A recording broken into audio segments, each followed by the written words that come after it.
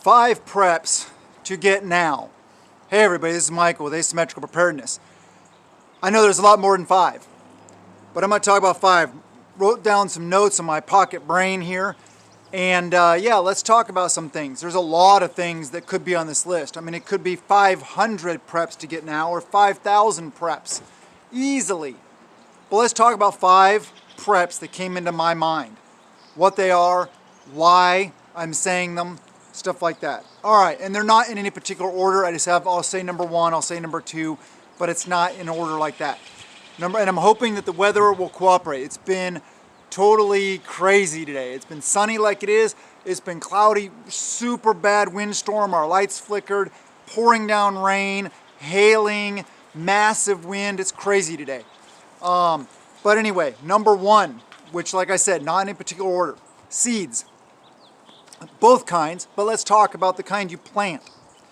Seeds for now, for this year, and seeds for later. Seed storage is very important. Why? Because you want to be able to plant year after year after year.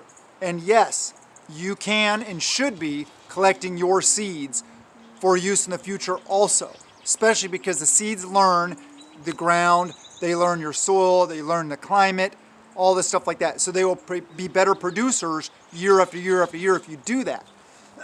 But also, stockpile seeds. Very important.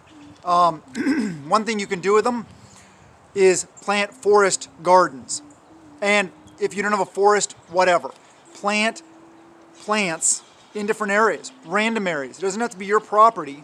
Plant, and what I'm talking about planting, invasive species type things, Jerusalem artichokes, and sustainable things like berry bushes, fruit trees, things like that. You can, your bug out locations or areas that you frequent, or those hidden areas in the mountains, you know, make sure they're in a place where they get enough sunshine, water, stuff like that. But so you can have these little hidden pieces of little Eden, of these, edible gardens, lots of different places. Yeah, it costs some money, but if you can find things, source things locally, like blackberries all around me, plant those in different areas. Yes, fig trees, like little one was just pointing to. Different kinds of trees, huckleberries, raspberries, whatever grows in your area. Yeah, use of native species. All right, let's go on to number 2. Number 2, canned meats, because protein is important. If you don't eat meat, okay, something else. But canned meats.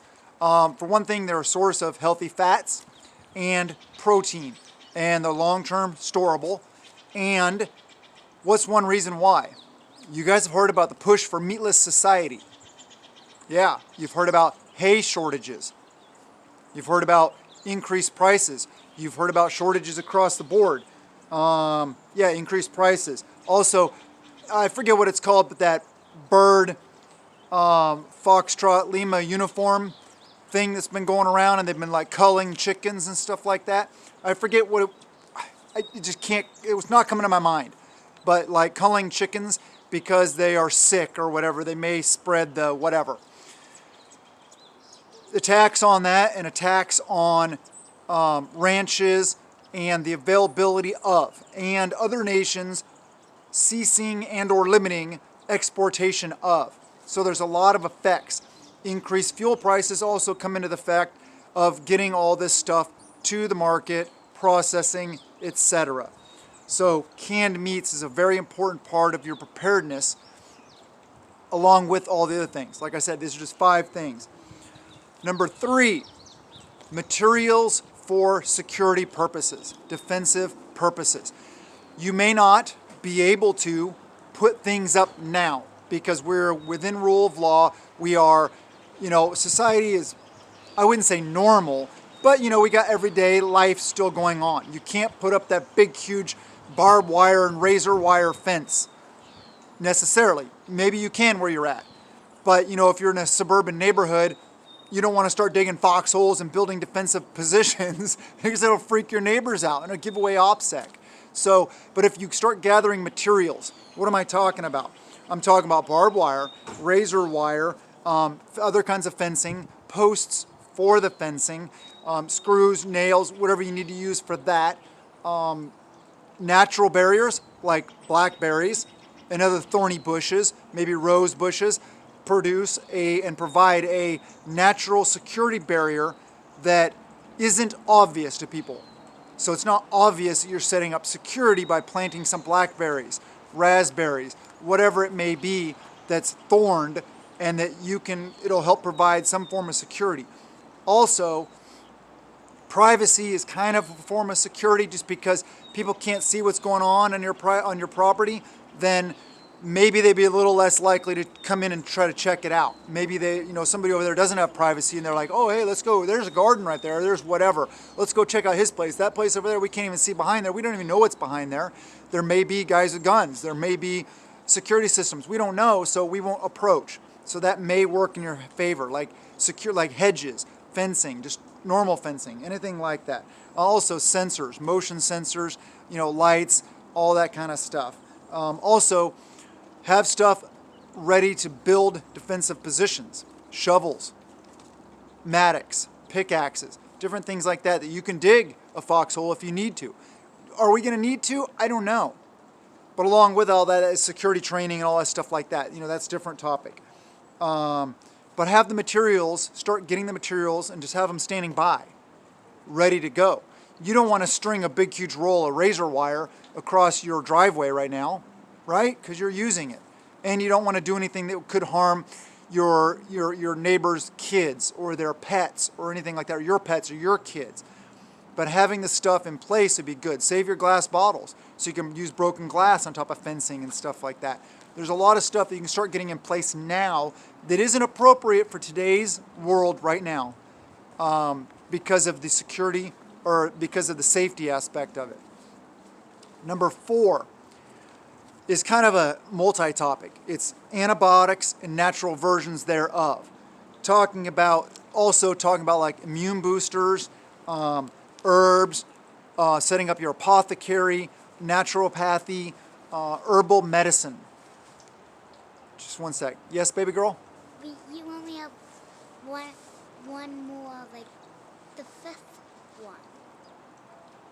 Yes. Okay, baby. Okay, Dad. This is one video. Yep. All right. Sorry about that. She had a question for me, though. Actually, no. Sorry. Why do I always say that? I'm not sorry. My children come first. You guys come second. I'm sorry. But, yes, having the ability to... Knowledge is a big part of it. Antibiotics, yes, you can go to pet stores and buy them. A lot of places. Feed stores. You can buy amoxicillin, doxycycline, penicillin, cephalosporin, or whatever, all those different ins and auxins and stuff like that you can get from different situations like that. And depending on what area you live in, what the availability of, laws, stuff like that, I don't know. You should be able to get them though. Use this and find a way to get them. Like I said, herbal remedies, very important. That's knowledge, books, start collecting this stuff, start learning how to identify them that grow in your area. This is all very important stuff because if we go long-term type collapse type situation, SHTF, whatever you want to call it, you're going to run out of big pharma type medicines and stuff. So you're going to need to know and to source natural versions of. Number 5, a very often overlooked item in the preparedness world. A lot of people have, which is water. A lot of people have water filters. They have a Berkey, or they have a Sawyer, or they have a Life Straw. Maybe they have some bleach. Maybe they have some water purification tablets. But what else do they actually have water storage? Store water in everything. I've shown you guys the containers. I put water in everything, every container. It may not be potable water, it means drinking water. It may be watering the garden water. It may be bathing water. There's a lot of different uses for water other than drinking. So save both versions. Label it properly. Make sure you know what's drinking, what's not. So containers. Also look into rainwater collection and the treatment thereof. Filters, treatments, pills, bleach, like I said, Also, you can make homemade water filters using those those big buckets. Fill them with sand, fill them with topsoil, fill them with ash, activated charcoal, different things like that. With t-shirts, t-shirt material in there to screen different in between different layers and stuff like that.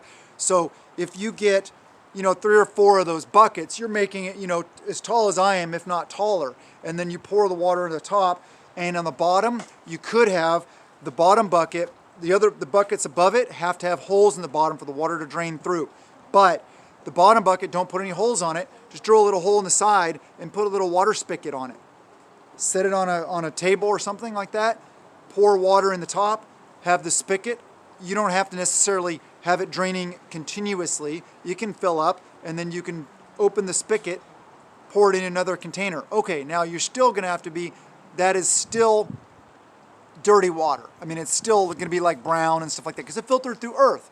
So you're going to want to filter it with another filtering device also. Actually, you don't necessarily have to, but you might want to. Anyway, another thing that's important about water is the ability to locate water. Divining rods. Our primary bug out location, the people that originally built it had somebody come up to find a source of water for a well with all the fancy technological gadgets. They found a place about 50 feet from the main cabin. Sweet. Then they had a diviner come up. Didn't tell him anything. Just said, hey, find a source of water. That guy found the exact same source the guy did with all the doodads. So hey, it works. But what I'm mainly talking about is what is the location of ponds, lakes, streams, rivers, the town water tower, neighbors' pools, even saltwater locations. Puget Sound for me. I've talked about this before. I don't want to go through the hassle of desalination, but if you have the knowledge, you can do that also. Rainwater, waterfalls from the sky, right? Locations of water. Pure collapse type situation, everything's falling apart. People are going to go for food centers, food locations for trying to find that kind of stuff. But water can be found in office buildings, right? All office buildings have those, the water, the water jugs with the water station, the people go and they talk around it and stuff like that. Sources of water. Identify as many sources of water around you en route to your bug out locations, around your bug out locations, and basically anything you possibly can in your area. Know where they all are. You can mark them on a map also. Use maps, use Google Earth, use different things to help you find them. But know up here where they are and how you're going to get it. Have containers to go retrieve from those sources.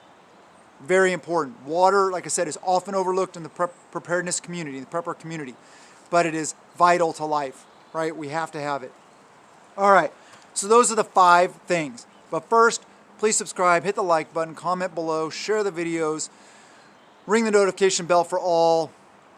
Help us out in the good fight. And thank you all for being here. So let's do a recap. Number 1, seeds. Both kinds, but talking about the plantable kind today. Number 2, canned meats. Number 3, gathering of materials for security and defensive purposes while not necessarily putting them into place now. Number 4 would be natural remedies and antibiotics. Number 5, water. Very important. Work on these things, please. I want you guys to be ready. I want you to thrive, not just survive in a situation. Because we prep out of peace of mind, not out of fear. That's why we prepare. Love you guys. Have a wonderful day, and blessings to you and yours.